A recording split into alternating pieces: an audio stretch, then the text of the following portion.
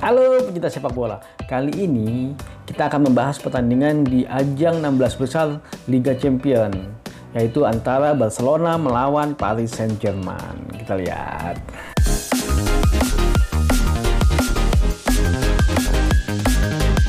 Barcelona melawan Paris Saint-Germain sudah beberapa kali ketemu. Yang paling fenomenal ialah pertandingan mereka terakhir, yaitu di tahun 2017. Yaitu pada pertandingan pertama, Paris Saint-Germain berhasil menang 4-0. Tapi di pertandingan kedua, Barcelona berhasil membalikkan keadaan dengan unggul 5-1 sehingga akhirnya Barcelona yang lolos ke babak selanjutnya. Pada pertandingan ini menarik juga. Pada pertandingan itu Neymar sangat luar biasa sekali. Di WhoScored diberikan angka dengan rating 10 karena Neymar berhasil menjadi man of the match juga pada saat pertandingan itu. Pada pertandingan itu Neymar melakukan 6 kali syuting, di mana 3 berhasil shoot on target, melakukan key passing sebanyak 2 kali, dengan passing accuracy-nya di angka 70,5%, melakukan 109 kali sentuhan, dan mencetak 2 gol, yaitu 1 melalui titik penalti. Yang menariknya, di tahun ini pula lah Neymar akhirnya berpindah ke Paris Saint-Germain. Ya kita nggak tahu ya apakah mungkin pertandingan antara Barcelona dengan Paris Saint-Germain yang menjadi pengaruhnya, karena ketika itu Neymar berhasil memecahkan rekor transfer pemain termahal di dunia. Luar biasa waktu itu uang yang dikeluarkan oleh Paris Saint-Germain sangat besar sekali. Ya mungkin karena pengaruh dari pertandingan antara Barcelona dengan Paris Saint-Germain ya, karena Neymar sangat berperan besar di saat pertandingan kali itu. Nah, menariknya pertandingan kali ini ialah Neymar kembali ke Barcelona, tapi sebagai tim lawannya, yaitu dengan bermain di Paris Saint-Germain. Ya, walaupun sekarang rumornya agak tinggi ya, kalau memang Neymar agak tidak betah bermain di Paris Saint-Germain dan ingin sangat kembali ke Barcelona. Ya, akhirnya keinginan dia terwujud ya, walaupun sebagai tim lawan. Nah, ini menariknya pertandingan ini. Apakah Neymar mampu nih menunjukkan kualitasnya sebagai pemain profesional? Kita lihat nih. Tapi kali ini kita nggak hanya mau ngomongin Neymar ya, karena dia sudah jelas sekali kalau pertandingan sepak bola itu ialah pertandingan sebuah tim. Kita coba lihat statistik timnya masing-masing. Selama penampilan mereka di ajang Liga Champions, Barcelona dari 6 kali penampilannya sudah berhasil mencetak 16 gol dengan melakukan shooting per game sebanyak 18,5 kali per game. Possession di angka 59,5% dan passing successful cukup tinggi ya, di angka 90,9% dengan rating di angka 6,96. Bagaimana dengan Paris Saint-Germain? Nah, Paris Saint-Germain dari 6 kali penampilannya selama ajang Liga Champions sudah berhasil mencetak 13 gol dengan melakukan shooting per game sebanyak 13,5 kali dan possession di angka 54,2%, passing successful di angka 85,5%, dan rating di angka 6,76. Ya kalau kita ngeliat statistik tadi, sepertinya Barcelona unggul ya di atas Paris Saint-Germain. Tapi memang Barcelona di pertandingan kemarin agak sedikit tidak fokus ya, tapi memang agak tidak berpengaruh lah kalau menurut kami, karena kemarin sama-sama sudah lolos antara Juventus dengan Barcelona. Ya mereka kalah dari Juventus 3-0 ya, walaupun kemarin Juventus kalah loh dari Fiorentina 3-0. Berarti jangan Fiorentina lebih jago dari Barcelona nih. Nggak mungkin. Kita coba lihat dari karakteristik timnya juga ya. Kalau dilihat dari karakteristik, Barcelona mempunyai 3 kekuatan, yaitu attacking down the wings, yaitu menyerang dari sayap. Yang kedua ialah creating chance through individual skill, ya memang diakui kalau pemainnya Barcelona secara skill individual cukup tinggi. Yang ketiga ialah creating scoring chance. Tentu mereka juga punya kelemahan, yaitu yang pertama ialah stopping opponents from creating chance. Yang kedua ialah avoiding individual error. Nah, ini individual error agak sedikit beresiko ya, karena kita nggak tahu kapan orang akan melakukan kesalahan ya, dan sepertinya di Barcelona sudah amat sering melakukan kesalahan, jadi itu menjadi satu titik kelemahannya dari mereka. Nah, bagaimana dengan Paris Saint-Germain? Paris Saint-Germain mempunyai satu kekuatan yang cukup kuat, yaitu finishing scoring chance ya. Sepertinya memang finishingnya lebih kuat ya dibandingkan dengan Barcelona untuk Paris Saint-Germain ini.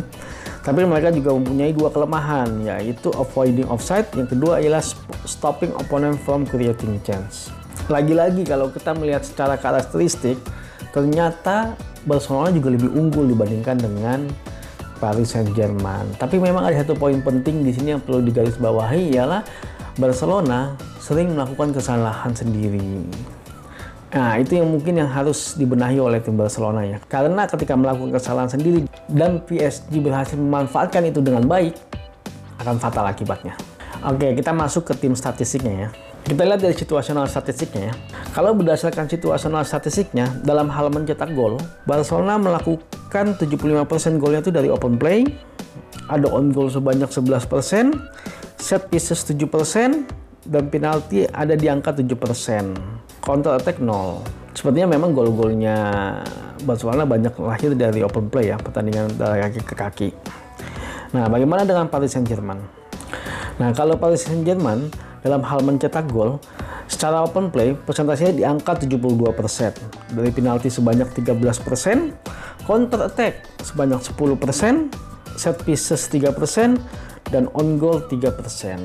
Nah, kalau di sini kelihatannya ada keunggulan sedikit dari Paris Saint-Germain, yaitu golnya lumayan gede ya, 10% dari counter attack. Nah, ini yang mungkin yang patut sangat diperhitungkan oleh Barcelona. Yang sekali tadi itu adalah menjadi kelemahannya Barcelona. Ketika Barcelona melakukan kesalahan dan akhirnya Paris Saint-Germain berhasil melakukan counter attack, maka akan tercipta gol. Karena secara statistik cukup tinggi Paris Saint-Germain mencetak gol dari counter attack. Nah, bagaimana dengan positional statistiknya? Kalau kita melihat serangan Barcelona, 39% dari sisi kiri, 32% dari sisi tengah, sedangkan 30% dari sisi kanan. Ya cukup merata ya, di antara tengah dan kanan dan kirinya. Bagaimana dengan Paris Saint-Germain?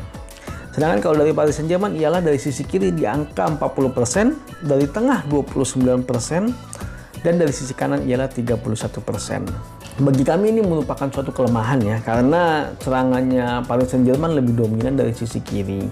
Ya, dimana kita tahu kalau itu adalah posisinya Neymar di sana, yang memang mungkin bisa diakuin kalau saat ini memang Paris Saint-Germain cukup mengandalkan Neymar. Nah, ini yang menjadi kelemahan. Mungkin pemain bertahannya Barcelona itu sudah paham gitu, bagaimana cara menyerangnya Neymar, dan mereka sudah terbiasa. Nah, ini menjadi salah satu poin penting yang harus diperhatikan oleh Paris Saint-Germain. Ya, karena ketika Neymar berhasil dimatikan, Paris Saint-Germain akan kebingungan untuk menyerang dari mana. Nah, ini yang harus diperhatikan. Dia harus bisa mulai merubah dari sisi kanan, mungkin dari Angel Di Maria, yang tidak hanya bertumbuh kepada Neymar. Nah, kalau berdasarkan statistik tadi, kelihatan ya kalau memang Barcelona lebih unggul dibandingkan dengan Paris Saint-Germain. Walaupun kondisinya saat ini Barcelona bisa dibilang tidak sehebat seperti dulu, tapi mereka kami rasa sih masih bisa untuk mengungguli Paris Saint-Germain. Apalagi ditambah kondisi Neymar yang saat ini bisa dibilang tidak betah bermain di Paris Saint-Germain, itu akan menjadi suatu hal peran penting ya. Tapi ya harusnya sebagai seorang pemain profesional harusnya dia bisa memberikan yang terbaik kepada timnya. Karena mereka udah dibayar dan digaji untuk itu. Gitu. Apakah ada peluang Paris Saint-Germain menang? Tentu ada, karena tadi sudah dibilang kalau Barcelona ialah mempunyai kelemahan, yaitu dimananya ialah individual error. Yaitu menariknya dari sepak bola. Kita tidak bisa terlalu menebak, tapi berdasarkan data-data yang ada, memang secara data-data Barcelona lebih unggul dari Paris Saint-Germain. Ya seperti pertandingan kemarin yang baru ada kejadiannya, itu Fiorentina berhasil menang 3-0 di kandang Juventus. Walaupun secara statistik sangat-sangat jauh kalau Fiorentina bisa menang. Tapi kenyataannya Fiorentina bisa menang. Sekali gue ulang-ulang terus ini.